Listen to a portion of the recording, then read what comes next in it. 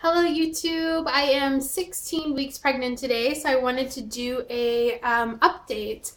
The past week was pretty good. I had a doctor's appointment and yeah, I'm just kind of trucking along. So my doctor's appointment was pretty good. I wrote down some little notes here. I still have continued to not feel a lot of movement. And actually, I really haven't felt hardly any movement, and I know I'm really, really early. And that's what my doctor said to me when I told him, like, hey, I felt, a lot of flutters between week 13 and 14, and then around 15 into 16, I really haven't felt hardly anything. And he was just like, it's way too early for you to be worried about that. Don't worry about that. But yeah, the only negative thing really about this past week and even the week prior would be that I've just had a lot of feelings, kind of irrational sort of feelings and anxiety about the health of the baby. And I think that it's stemming from the fact that I haven't had an ultrasound where I've been able to see the baby actually look like a baby. And I know that that's not uncommon. Like I had my first ultrasound at almost 7 weeks, and then I'll have another one, well into my second trimester. And then, well, I'm going to have an elective one. But anyway, with my other pregnancies, I had my first ultrasound around the 10-week mark. And so, as most of you know, if you've had babies, at 10 weeks, the baby doesn't look fully like a baby, but it definitely has that kind of form, that kind of shape, and there's a little bit of movement and all of that.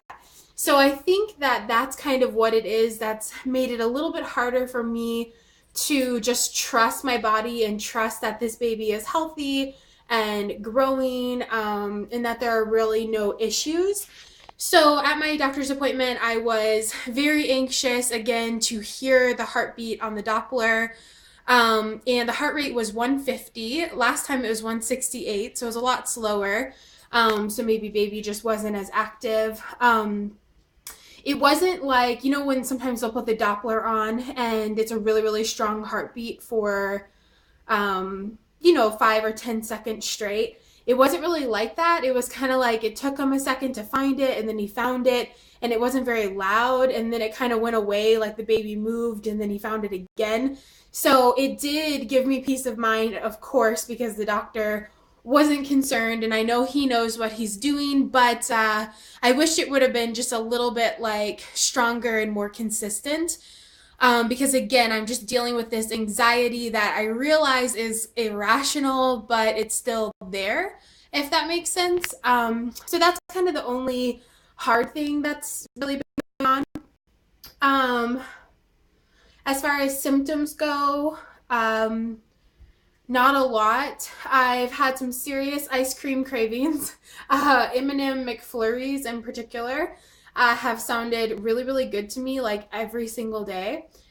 And that leads me to weight gain. So in the past 4 weeks, Natalie, come here. Come here. In the past 4 weeks, I have gained 2 pounds.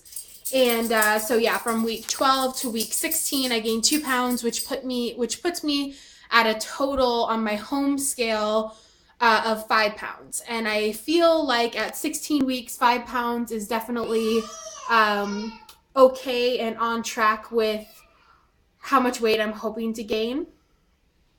Come here. She's out there with Big Brother.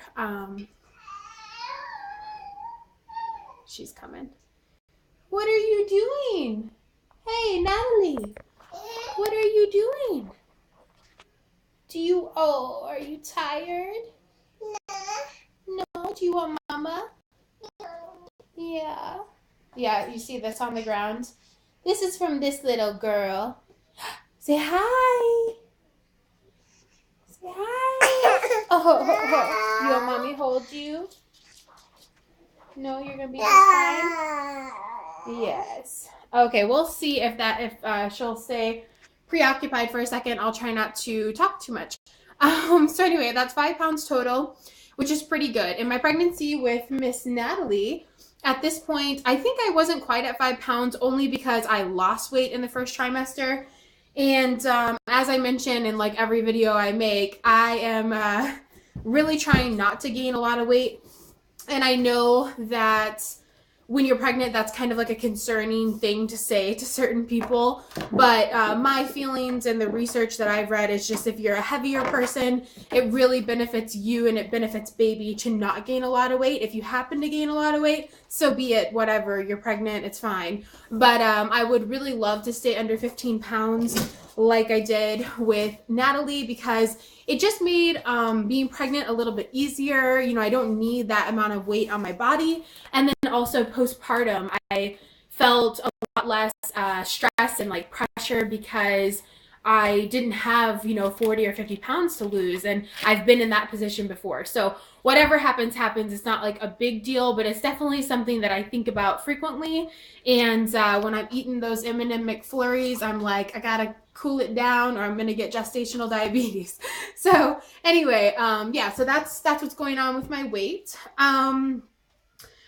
What else? I mentioned that I have not really had movement.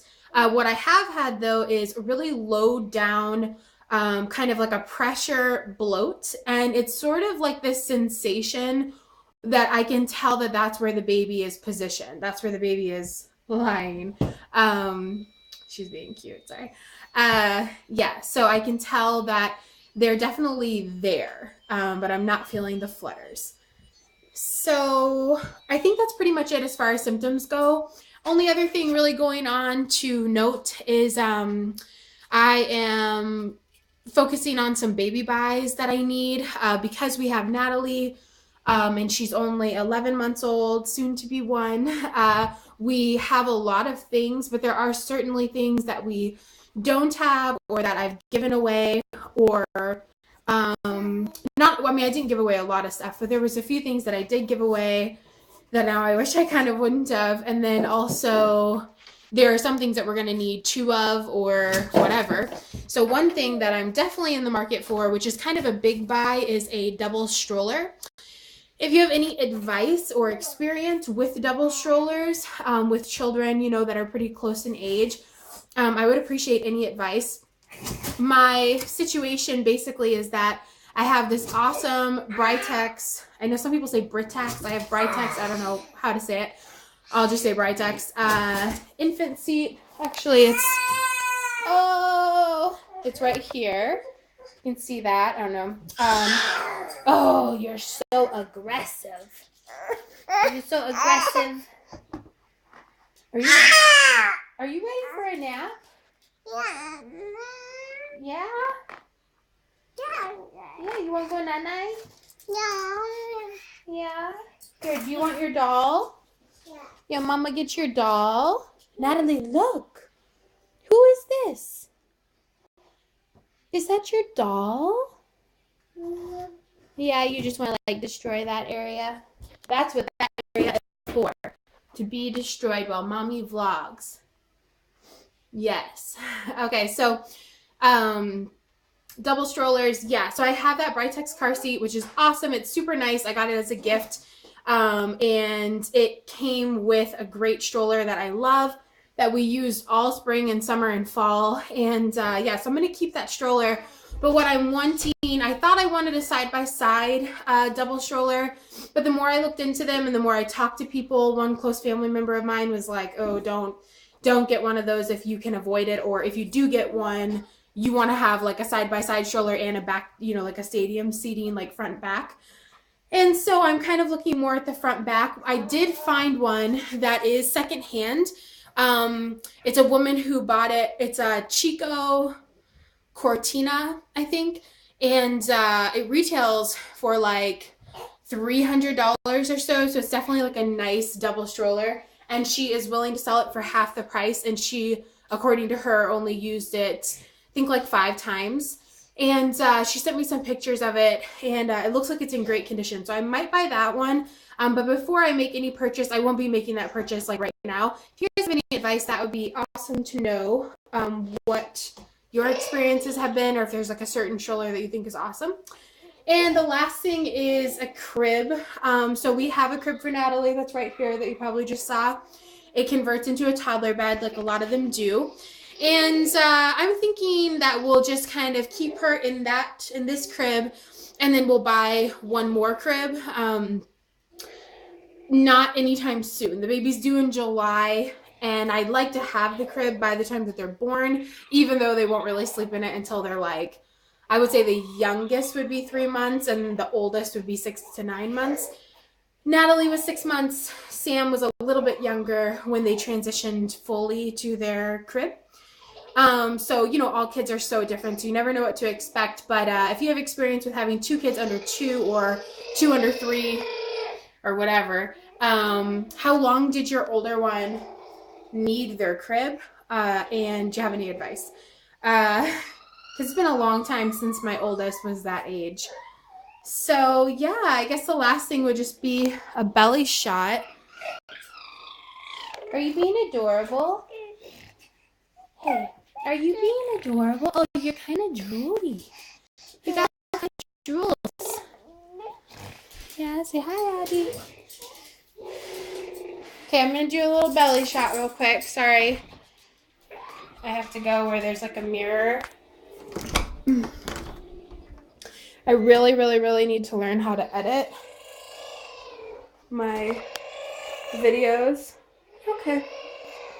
So here's the belly this week. Just kind of a line in that mirror. There we are. Still, like I say every time, just feeling chubby, really. Oh, you can see my maternity band there. I still don't really have like a ton of maternity stuff. Hopefully I'm in focus here. But I have a few pair of pants that are comfortable, so those have been working for now. But yeah, I still just kind of feel kind of pudgy and not really pregnant, but overall everything's been good. I do love myself. Hopefully I don't sound like super negative. I hope that you guys are all doing well, and thank you so much for watching, and I'll be here to update for week 17, and we're going to be finding out if it's a boy or a girl. Yay! So that will be exciting.